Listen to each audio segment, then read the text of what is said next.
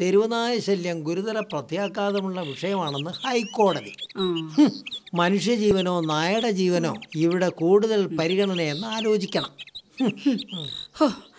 പട്ടിയെ പേടിച്ച് ഇവിടെ ആർക്കും വഴി നടക്കാൻ പറ്റാത്ത അവസ്ഥയിലായി കാര്യങ്ങൾ.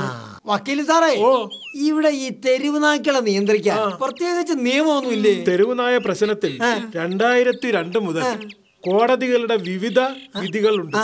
പക്ഷേ തെരുവ് നായ്ക്കൾ ദിനം പ്രതി വർദ്ധിക്കുകയാണല്ലോ. സാറേ, ഈ വിധി പുറപ്പെടുവിച്ചെന്ന് കരുതി നായ്ക്കള് പ്രസവിക്കാതിരിക്കുമോ?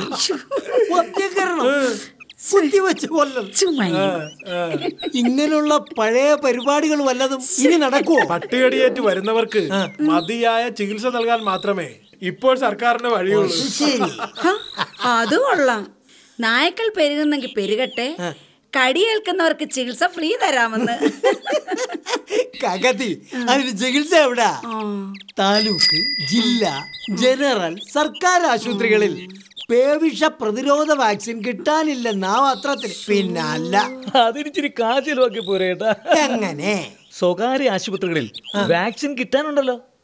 പിന്നെന്താ, തെരുവ് നായ്ക്കളുടെ കടിയേൽക്കുന്നവർക്ക് സർക്കാർ നഷ്ടപരിഹാരം നൽകണമെന്ന് പറഞ്ഞ് ഒരാള് കോടതിയിൽ ഹർജി സമർപ്പിച്ചിരിക്കുക.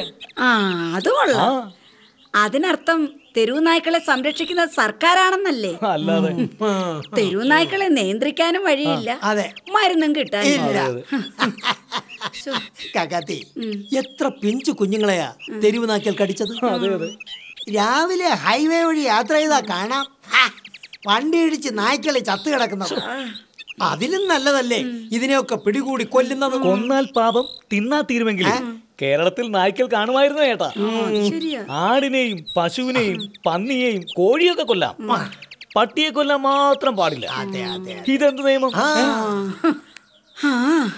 നമുക്ക് നായ്ക്കളുടെ കടിയേറ്റ് പേളകി ചാകാനായിരിക്കും വിധി. നായ്ക്കളെ കൊല്ലണ്ടെന്ന് പറയുന്നത് നിയമം, ചികിത്സ ഫ്രീ ആയി കൊടുക്കണമെന്ന് പറയുന്നത് നിയമം തന്നെ. കാക്കാത്തി, നിയമം നിയമത്തിന്റെ വഴിക്കങ്ങ് പോകും. പട്ടിയെ കാണുമ്പോ ഓടി രക്ഷപ്പെട്ട നമ്മുടെ ജീവൻ നമുക്ക് കിട്ടും. അല്ലയോ കുഞ്ഞെ?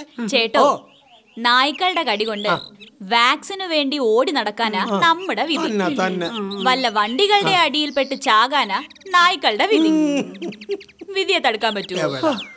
ഇതൊരു വല്ലാത്ത വിധി തന്നെ കുഞ്ഞെ. അതെ, നമ്മുടെ സർക്കാരിന് ഇത് വലിയ പ്രശ്നമല്ലായിരിക്കും, പക്ഷേ നമ്മുടെ ജീവൻ നമുക്ക് വലുതല്ലായോ? പിന്നെ അതുകൊണ്ട് പട്ടികടി ഏൽക്കുന്ന സംഭവങ്ങൾ വർദ്ധിക്കുന്നുവെന്ന ഹർജിക്കാരന്റെ അപേക്ഷ പരിഗണിച്ച് health secretary, Ernakulam DMO, Kerala medical service corporation എന്നിവരെ കൂടി കേസിൽ കക്ഷി ചേർത്തിട്ടുണ്ട്. കൊള്ളാം. ഉണ്ണാൻ ആഹാരമില്ലെന്ന് കരുതി 4 ആള് കാണുക കയ്യും വായും കഴുകുക വിശപ്പ് മാറുമോ കുഞ്ഞെ? ഒന്നാമതൊരു ഉദാഹരണമാണല്ലോ. കടിക്കുക എന്നത് പട്ടിയുടെ ശീലം, അത് ഏൽക്കാതിരിക്കാൻ ശീലിക്കുക എന്ന ശീലം വളർത്തിയാ മതി.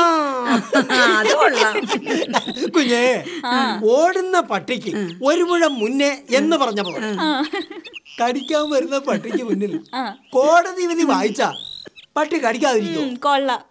അതുകൊണ്ട് കാൽനട യാത്രക്കാർക്ക് കാണാൻ പാകത്തിൽ റോഡ് സൈഡിലെല്ലാം നമുക്കൊരു ബോർഡ് വെക്കാം. അത് കൊള്ളാം. കടികെട്ടും സൂക്ഷിച്ചോ.